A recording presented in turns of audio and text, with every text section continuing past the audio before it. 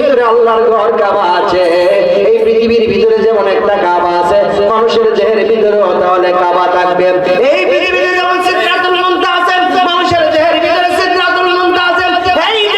এই পৃথিবীর ভিতরে যেমন আল্লাহর আরশ আছে, মানুষের দেহের ভিতরে আল্লাহর আরেকটা আরশ আজিম আছে, এমন ভাবে মেহরাব আছে, সবকিছু রয়েছে। তাই যদি না হয় মানুষের দেহের ভিতরে আল্লাহর একটা মসজিদ আছে, সুবহানাল্লাহ। বলতে পারে হুজুর তরিকতের আওয়াজ একটু করে বললাম, বাকি দিয়া তরিকত অনেকদিন যাবত ওয়াজ করিলাম। বাবার এই তরিকত মানুষ বুঝে না, বুঝার মতো মানুষ পায় না। মানুষের দেহের ভিতরে একটা মসজিদ আছে, বলতে পারেন এই মসজিদটা প্রমাণ পাইলে বুঝবেন 7 আসমান 7 জমিন মানুষের দেহের ভিতরে আছে। ওরে বন্ধুরে, আপনি যখন মসজিদের ভিতরে সেজদা দেন, এই সেজদাটা যেই জায়গায় দেন রে বাবা, এই জায়গাটার নাম হলো মসজিদ। আর পুরা ঘরটার নাম কিন্তু মসজিদ না, পুরাটা ঘরটার নাম হলো বাইতুল্লাহ। আল্লাহ বাইতুল মানে ঘর, আর আল্লাহ মানে আল্লাহ, বাইতুল্লাহ আল্লাহর ঘর। কিন্তু যেখানে সেজদা দেওয়া হয়, মানে যেখানে সেজদাটা পড়ে, এই জায়গাটার নাম হলো মসজিদ মূলত। কিন্তু আমরা পুরাটা মসজিদ বললাম, বাঙালি তো এই জন্য বুঝিয়ে বলে ফেলি, কিন্তু মূলত সেজদা দেওয়ার জায়গাটার নাম হলো মসজিদ। মসজিদ এটা ইসলাম ধর্মের শিক্ষা, অর্থ হলো মানে সেজদা দেওয়ার স্থান অথবা সেজদা দেওয়ার সময়। যেমন এই হিসাবে এটা শিখা হলো মসজিদুল মসজিদানে মাসাজিদ, মসজিদুল মসজিদানে মাসাজিদ, তিনটা শিখা। এই তিনটা শিখার অর্থ কি, মানে সেজদা দেওয়ার একটি স্থান, সেজদা দেওয়ার দুটি স্থান, সেজদা দেওয়ার অনেকগুলি স্থান, বহু বচন। এটা হলো অর্থ। এটা সাজাদা ইয়াসজুদু, হ্যাঁ সাজাদা ইয়াসজুদু ভাবে নাসারা ইয়ানসুরু থেকে এই শব্দটা আসছে। এটা হলো সেজদা দেওয়ার স্থান সম্পর্কে বলা হয়েছে। তো তাহলে সেজদা দেওয়ার স্থান আমরা বুঝলাম, অরিজিনাল অর্থ হলো যে যেখানে সেজদা করে এইটা হলো সেজদার স্থান, আর বাকি কোনো জায়গা সেজদার জায়গা, পুরো ঘরটার নাম সেজদা। তাহলে বোঝা গেল যে জায়গায় সেজদা দিলাম সেই জায়গাটা যদি সেজদার স্থান হয়। বন্ধুরে আপনি সেজদা দিলেন কোন জায়গা দিয়ে? কপাল দিয়ে, ঠিক কিনা? ওই জায়গাটা যদি সেজদার জায়গা হয়, আপনার দেহের ভিতরে যেই জায়গাটা লাগছে সেই জায়গাটা সেজদার স্থান। এটা একটা দুইটা দেখো তাহলে তালি, ঠিক কিনা? তালিটা কিন্তু এক হাতার সাথে সাথে না বাঁধতে হয় না। সেজদা যদি যেখানে পড়ে সেজদার জায়গা, আর যেই জায়গার সাথে যেই জায়গাটা লাগলো সেটাও সেজদার জায়গা, তাহলে বোঝা গেল মানুষের কপালটা হলো সেজদার স্থান, সেজদার স্থান। এই জন্য কোন মানুষ মারামারি করলে কপালের মধ্যে খুশি দেয় না, ঠিক কিনা বলেন? এটা আল্লাহ কুদরতি হাত দ্বারা তৈরি করছে কপালটা, এই কপালের মধ্যে কেউ খুশি দেয় না। এখানে মানুষের তাকদীর মুআমালা সবকিছু লেখা রয়েছে। এই জন্য এই কপালটা হলো মসজিদ। যদি মানুষের দেহের ভিতরে মসজিদ থাকে তাহলে বোঝা যায় মানুষের দেহের মধ্যে বাইতুল মামুর আছে, বাইতুল্লাহ আছে, সবকিছু রয়েছে। আল্লাহ পাক সেদিন বলবে, আল্লাহ আমি আজকে তোমার সামনে দেখা দিলাম, তিনি কোন রূপে দেখা দিবেন সেটা ভালোই তিনি জানেন, কিন্তু বাকিটা কিন্তু মারে বাধা একটা পেয়েছি, বুঝছেন? তাহলে বোঝা গেল সেই রূপে আল্লাহ পাক দেখা দিবে মানুষকে, আর মানুষ যখন দেখবে চিল্লায়ে বলেন মারহাবা। বন্ধুরা আমার, নূরের নবী রাহমাতুল লিল আলামিন আবার বাইতুল্লাহ থেকে বাইতুল মুকাদ্দাসের দিকে গেলেন। সংক্ষেপে ওয়াজ করব, শেষ করে দেব বাবা, লম্বা করে কথা বলতে চাই না, ধৈর্য রাখবেন আপনাদের আমি জানি। বন্ধুরা আমার, বাইতুল্লাহ থেকে বাইতুল মুকাদ্দাসের মধ্যে যাওয়ার সময় ওই যখন বুরাকের মধ্যে বসলেন, বুরাকটা এক টান মারিয়া বাইতুল মুকাদ্দাসের মধ্যে নিয়ে গেলেন। নিয়ে যাওয়ার পর জিবরাইল আলাইহিস সালাম ডাক দিয়ে বলে, নবী গো আপনি একটু এই বুরাক থেকে নামেন। বুরাক থেকে নামার পর বুরাকটাকে জিবরাইল আলাইহিস সালাম বাইতুল মুকাদ্দাসের দরজার মধ্যে বাঁধ দিলেন। বাইতুল মুকাদ্দাসের দরজাটার মধ্যে জিবরাইল আলাইহিস সালাম আঙ্গুল দিয়ে গোটা মারছে গো, মারার সঙ্গে সঙ্গে ডিল মেশিনের মতন ডিল হয়ে গেছে। এই ডিলের ভিতরে ওই বুরাকের রশি থেকে পাইন্দা নবীকে বললেন, ইয়া রাসূলুল্লাহ, নবীজি এই মসজিদের ভিতরে আপনাকে নামাজ আদায় করতে হবে। মারহাবা। জিবরাইল যখন এই কথা বলে, নবী আমার ডাক দেয়া বলে, জিবরাইল কিসের নামাজ পড়ব রে জিবরাইল? জিবরাইল বলে, ইয়া রাসূলুল্লাহ, আমার আল্লাহ যে 1 লক্ষ মতান্তর 2,24,000 পয়গম্বর পৃথিবীতে প্রেরণ করেছিল, এই পয়গম্বরেরা এক একজন এক এক আসমানের মধ্যে রয়েছে। আজকে সমস্ত আসমান ত্যাগ করিয়া তারা আপনার পিছনে নামাজ আদায় করতে আসছে। ইয়া রাসূলুল্লাহ, নবী গো, এই জন্য নবীজি আপনি ইমামুল মুরসালিন, চিল্লে বলে মারহাবা। আর জোরে বলি ইয়া রাসূলুল্লাহ। আপনার পিছনে তারা ইক্তেদা করবে, তারা আজকে নামাজ আদায় করবে। নবীজি সেদিন নামাজ আদায় করলো গো। সমস্ত নবীগণ আমার নবীর পিছনে ইক্তেদা করে নামাজ আদায় করলেন। নামাজ আদায় করার পর প্রথম আসমানে গেলেন। হযরতে আদম সুবুল্লাহর সঙ্গে দেখা, সালাম কালাম হয়েছে। ফরজালা তো নষ্ট করতে লাগলো, তো দিবস করতে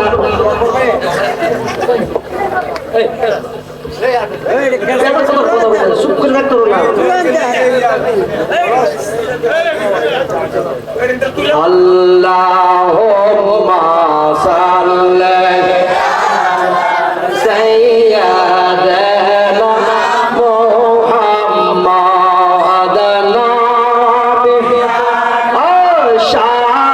শাফি'না মাওলানা মুহাম্মাদান বিয়ানা শাফি'না মাওলানা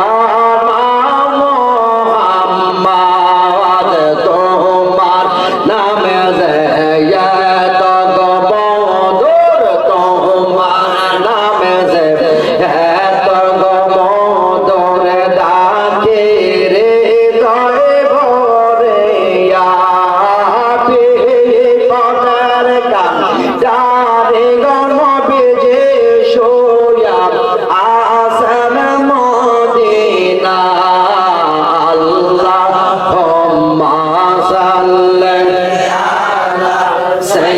সাইয়্যিদানা মুহাম্মাদান বিয়ানা শাফি'ানা মাওলানা মুহাম্মাদান বিয়ানা শাফি'ানা মাওলানা। আমার নূরের নবী প্রথম আসমান হযরতে আদম সফিউল্লাহর সঙ্গে দেখা। আদম সফিউল্লাহকে নবী আগে সালাম দিয়ে দিলেন, যেহেতু তিনি আদি পিতা। সালাম দেওয়ার পর জবাব দিলেন, দিয়ে দোয়া করে দিলেন, কেননা তিনি হচ্ছেন আদমের আওলাদ। জোরে বলেন সুবহানাল্লাহ। এমন ভাবে দ্বিতীয়, তৃতীয়, চতুর্থ, পঞ্চম, সপ্তম আকাশ পর্যন্ত বহু নবীদের সঙ্গে দেখা। সপ্তম আকাশে যাইয়া দেখে একটা কাবা। সপ্তম আকাশের উপরে এই কাবাটার নাম হলো বাইতুল মামুর। সুবহানাল্লাহ। হাদিস শরীফে নবীজি বললেন, পৃথিবীতে যে কাবা আছে বাইতুল্লাহ, এই কাবাটার ঠিক বরাবর উপরে রয়েছে বাইতুল মামুর। সপ্তম আকাশের উপরে এই কাবাটা হলো ফেরেশতাদের কাবা। ফেরেশতারা এই কাবার মধ্যে প্রতিদিন নামাজ পড়তে আসে, তোয়াফ করতে আসে। যেই ফেরেশতা একবার তোয়াফ করে গেছে রে, কিয়ামত পর্যন্ত সেই ফেরেশতা আসার সুযোগ নাই। তাহলে বোঝা যায় আমার আল্লাহ কত ফেরেশতা তৈরি করেছে, কত ফেরেশতা তৈরি করেছে। এই কাবার পাশে গিয়ে দেখলেন আমাদের বাবা ইব্রাহিম খলিলুল্লাহ ওই কাবার মাঝে ঠেস দিয়ে বসে আছে। আল্লাহু আকবার।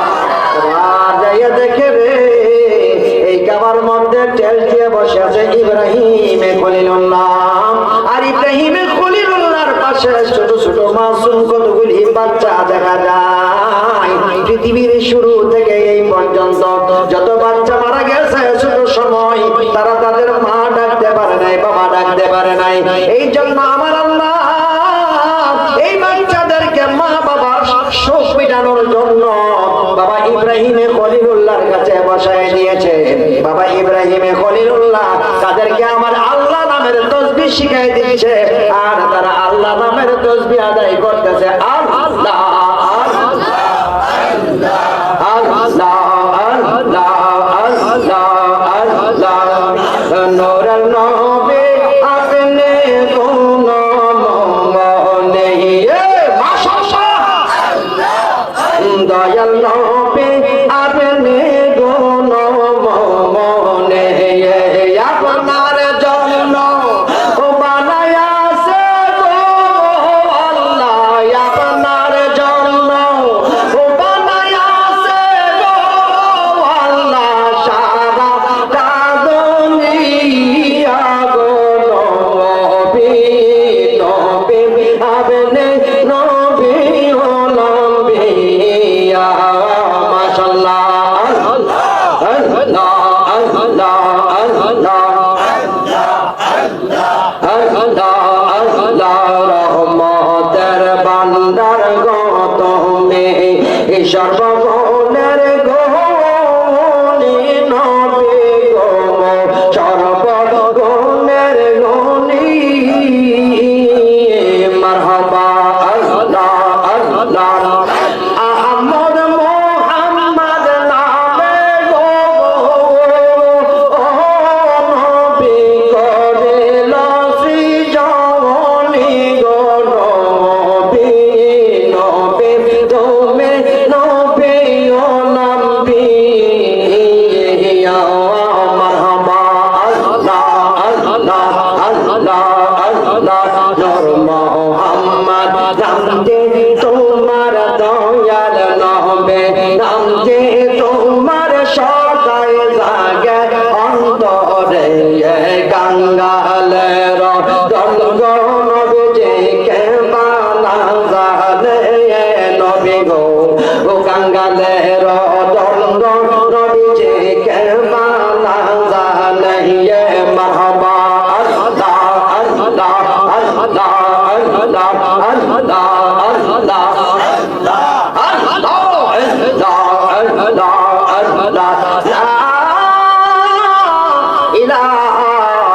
আল্লাহ মুহাম্মাদুর রাসূলুল্লাহ 10 মিনিট ওয়াজ করব চলবনি আমার নবী এই সপ্তম আকাশের উপরে যাইয়া গো একটা জায়গা দেখলেন যে জায়গাটার নাম হলো সিদরাতুল মুনতাহা। সিদরাতুল মুনতাহা মানে হলো সীমান্ত তীরবর্তী এলাকা। এই জায়গাটার মধ্যে যখন গেছে গো যাবার পরে জিবরাইল আলাইহিস সালাম বললেন নবী গো এই জায়গাটা হলো সীমান্ত তীরবর্তী জায়গা। এই জায়গার পরে আমি জিবরাইল একচুল পরিমাণ সামনের দিকে অগ্রসর হতে পারবো না। কেন রে জিবরাইল পারবি না? বলে এটার ভিতরে নূর আর নূর। তুই জিবরাইল কি নূর না কোন নূর? তাহলে যাইতে পারবি না কেন? ইয়া রাসূলুল্লাহ নবী গো ওই জায়গার নূর হলো এত নূর এত গভীর নূর যেই জায়গার মধ্যে আমি জিবরাইল গেলে চলে পুরো আমার নূর শেষ হয়ে যাবে। আমার নূরের নবীকে এই জায়গাতে দাওয়াত করেছে সেই জায়গায় জিবরাইল যেতে পারে না। আমার আপনার নূরের নবীজি ওই জায়গা বেদ করে আমার আল্লাহ পর্যন্ত গিয়েছে। বলেন আল্লাহু আকবার। শাহে গোবাম তো জান জানা তো শাহে গোবাম তো জান জানা है चेहरा उम्मुल किताब तेरा। जोरे जोरे बोलो मरहबा। तो शाहे गोबाम तो जान जाना है चेहरा उम्मुल किताब तेरा। न बन सकी है न बन सकेगा न बन सकी है न बन सकेगा मिसाल तेरे जवाब तेरा। बोले ले दना ये सुनो खुद आप की बिक जाने तकलीफ सुना जाने तस्वीर मोहम्मद दियो कह दी ना बन सकी है ना बन सकेगा मिसाल तेरे जवाब तेरा। जुरे जुरे बोलो ना मरहबा। बंधु बंधु रे আমার নবী আমার এই জায়গা থেকে আমার আল্লাহ পর্যন্ত যাবে। আবার জিবরাইল বলে ইয়া রাসূলুল্লাহ নবী গো এই জায়গার মধ্যে তাকায় দেখুন গো নবী একটা গাছ দেখা যায়। আরে জিবরাইল এটা কিসের গাছ রে জিবরাইল? বলে এটা হলো মানব গাছ। এই গাছের নাম হলো সীমান্ত তীরবর্তী গাছ সিদরাতুল মুনতাহা। তাকে দেখে গাছের পাতাগুলি পৃথিবীর এক একটা হাতির কানের মতো, আর এই গাছের মধ্যে ফলগুলি দেখা যায় ওই যে সুরকির এক একটা মটকা, সে মটকার মতো এত বড় ফল আর এত বড় পাতা। জিবরাইল রে, এই পাতাগুলির মধ্যে কি লেখা আছে? জিবরাইল ডাক দিয়ে বলে, ইয়া রাসূলুল্লাহ, নবী গো, এই পাতাগুলির মধ্যে মানুষের নাম লেখা আছে। কার নাম লেখা আছে? যে নাম লেখা আছে, বাবার নাম আছে, দাদার নাম আছে, মায়ের নাম আছে, কোথায় ঘর, কোথায় বাড়ি, কি করে, হুজুর নাকি ইমাম সাহেব নাকি সুদখোর নাকি ঘুষখোর নাকি মদখোর জিনাখোর, তারপরে সিটার বাটপার টাওয়ার ব্যবসায়ী, যা আছে এভরিথিং, সব কিছু জীবন বৃত্তান্ত সব ওটা সেই জায়গার মধ্যে লেখা আছে। কোথায় জন্মগ্রহণ করবে রে, কোথায় মৃত্যুবরণ করবে, বয়স কত হবে, কোন জায়গায় মারা যাবে, সব সেই জায়গায় লেখা রয়েছে। পাতাগুলি পেকে পেকে যেইগুলি পড়ে যায়, সকালবেলা আজরাইল আলাইহিস সালাম সেই পাতাগুলি নিয়ে দেখে এইটা লেখা আছে সুনতা গ্রামের সলিমউদ্দিনের পুত্র কলিমউদ্দিনের নাম। কলিমউদ্দিন রে, কোথায় আছো রে? পৃথিবীর মধ্যে আইসা দেখে সলিমউদ্দিন কলিমউদ্দিন গ্রামে নাই, কোথায় আছে? গেছে লন্ডন, গেছে লন্ডন, যাইয়া দেখে সেখানে মদের বাড়ির ভিতরে বসে আছে আজরাইল। সেই জায়গার মধ্যে যাইয়া দেখে তার লেখা রয়েছে সে মদের বাড়ির মধ্যে লন্ডন মারা যাবে। ওই জায়গার মধ্যে গিয়া কয়, আসেন আর দেরি করবো না। বলে, তুমি কি? আমি আর কেউ নয়, মালাকুল মউত আজরাইল আলাইহিস সালাম। আল্লাহু আকবার। আমার আল্লাহ কোরআন কারীমের মধ্যে বলেন, কুল্লু নাফসিন যায়িকাতুল মাউত ওয়া ইন্নামা তুওয়াফুনা উজুরাকুম ইয়াওমাল কিয়ামাহ ফামান যুহজিহা আনিন নারি ওয়া উদখিলাল জান্নাতা ফাকাদ ফাযা ওয়া মাল দুনিয়া ইল্লা মাতাউল গুরুর। আল্লাহ বলে, বান্দারে, এই পৃথিবীর ভিতরে জন্ম নিলে রে বান্দা, মৃত্যুর জন্য প্রস্তুতি গ্রহণ করতে হবে। মৃত্যু অবধারিত, জন্মের অর্থই হলো মৃত্যুর জন্য প্রস্তুতি নেওয়া। কিন্তু মৃত্যুর জন্য প্রস্তুতি নিলে শুধু শেষ হবে না, আরো কিছু রয়েছে, সেইটা বললেন আমার আল্লাহ। এরপরে বলেন, মৃত্যু তো শেষ হয়ে বান্দা, মৃত্যুর উপরে তুওয়াফুনা মানে তোমাকে তোমার প্রতিদান দেওয়া হবে, ফল দেওয়া হবে। এই পৃথিবীতে তুমি কি করেছো তার ফল করাই গন্ডাই দেওয়া হবে।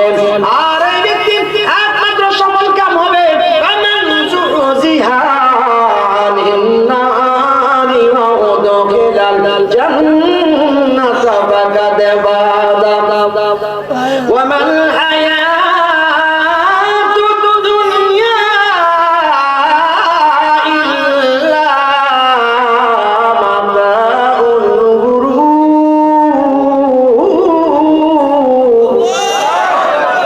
আল্লাহ বলেন, সেই ব্যক্তি সেখানে সফল কাম হবে যে নিজেকে জাহান্নামের আগুন থেকে বাঁচিয়ে জান্নাতের প্রতিষ্ঠিত করতে পারলো, সেই পৃথিবী থেকে সফল কাম হবে। আর মনে রেখো, এই আয়াতের শেষে বললেন, তুমি যে দুনিয়ার প্রেমে পড়ে, ফুলমতির মায়ের প্রেমে পড়ে সুদের ব্যবসা করলা, আর যে তুমি এই পৃথিবীর মধ্যে মানুষের মাথায় বাড়ি দিলাম, পরের কাঁচা লাইল ভাইগা বড় গল্লা বাড়ি করলাম, আরেকজনের বাড়ি নিতে তোমার সালের পানি বানাইলাম, এরপর জোর করে টাকা দখল করছো, বাজারের মধ্যে ঘুরার সময় হঠাৎ করে একবার সাথে রাগ করে টাস করে ঘুরে আসলাম, আমি বসল আমার বাড়ি করলাম, মরে না বাপ না মরে। এই যে তুমি যে এইগুলি করছো, এই জন্য আল্লাহ পাক সেখানে তোমাকে ধরাশায়ী করবে। এই আয়াতের শেষে বললেন, ওমাল হায়াতুদ দুনিয়া মাতাউল গুরুর। তুমি যে দুনিয়ার জন্য সবকিছু করলা, এটা তো তোমার মুখ্য কাজ ছিল না, তোমার আসল কাজ ছিল কোরবানের জন্য প্রস্তুতি গ্রহণ করা। এটা সবটা হচ্ছে একটা লোভনীয় বস্তু ছিল, তুমি লোভনীয় বস্তুর মধ্যে মিশে গেছো। যাও, তোমার বিচার হবে হাসরের ময়দানে। তুমি যদি এই লোভনীয় বস্তু থেকে নিজেকে বাঁচাইতে পারতা, মসজিদমুখী হইতা, নামাজ আদায় করতা, আল্লাহ পাক বলেন, তাহলে আমি তোমাকে অন্যায় রাস্তা থেকে নামাজের কারণে বিরত রাখতাম, এতে করে তুমি একজন ইমানদার মুত্তাকি পরহেজগার বান্দা হতে, তুমি তো হতে পারলে না। এই কথাগুলি আল্লাহ পাক বলবে সেদিন। আল্লাহ আকবার বলেন। বন্ধুগণ, ওয়াজ লম্বা করতে চাই, মেরাজের ইতিহাস অনেক লম্বা, শুধু এটুকু বলবো যে আল্লাহ পাকের কাছে গেলেন, এত কাছে গেলেন, আল্লাহ পাক কোরআন শরীফে বলেন সুম্মা দানা ফাতাদাল্লা ফাকানা কাবা কাউসাইনি আও আদনা, সুম্মা দানা ফাতাদাল্লা, বলিলেন প্রভু মহান আল্লাহ। সুবহানাল্লাহ। এত বন্ধু আমার অনেক কাছে আসো, নিকটে আসো। একটা ধনুককে তীরের যে ধনুক আছে দুইটা টান মারলে যেমন ভাবে দুইটা একত্রিত হয়, এর চেয়ে নিকটে আমার আল্লাহর সঙ্গে নবী বসে প্রেমের আলাপ করেছে। কেমন আলাপ করেছে?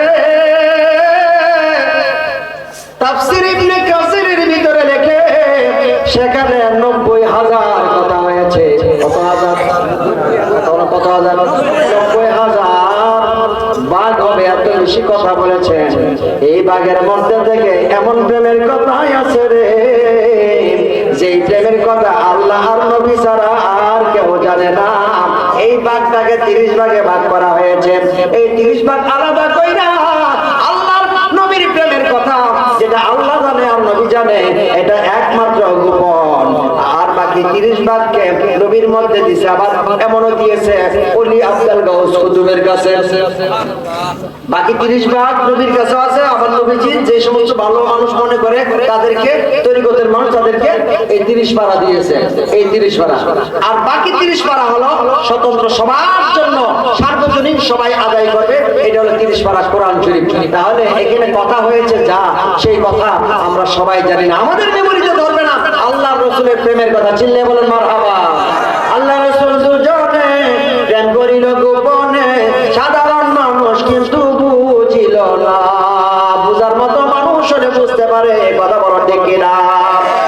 সর্বশেষ এই কথাটাই আওয়াজ শেষ, মিলাদ হবে, তারপর তাবারক নিয়ে যাবেন বন্ধুগণ আমার। তাহলে সেখানে গিয়ে কি আনছে আমাদের জন্য? আল্লাহ পাক ডাক দেয়, বন্ধু গো, ও আমার বন্ধু, আপনি আজকে আমার কাছে আসছেন, আমার জন্য কি আনছেন?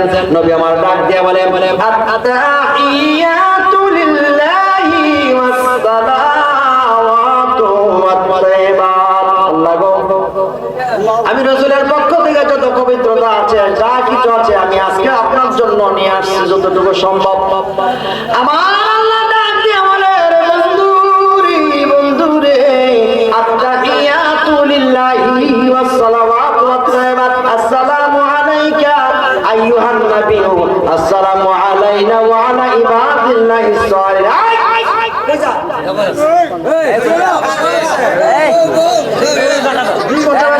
রাখতে পারে না, ডায়াবেটিস নেই। যারা প্রস্তাব চাইবা রাখতে পারবে না, ডায়াবেটিস মেডিকেল। আমি একটা সরল একটা হাসপাতাল বানাবো যদি আমি বুঝতে পারি, ইনশাল্লাহ মুম্বাইয়ের দিকে দাঁড়াইতাম। চাই আপনারা রাজি আছেন? ঠিক আছে, সরাইল উপজেলা থেকে সবাই আমাদের এই সুন্নি যে জামাতের ইসলামী ফ্রন্টের সেক্রেটারি আমি যেহেতু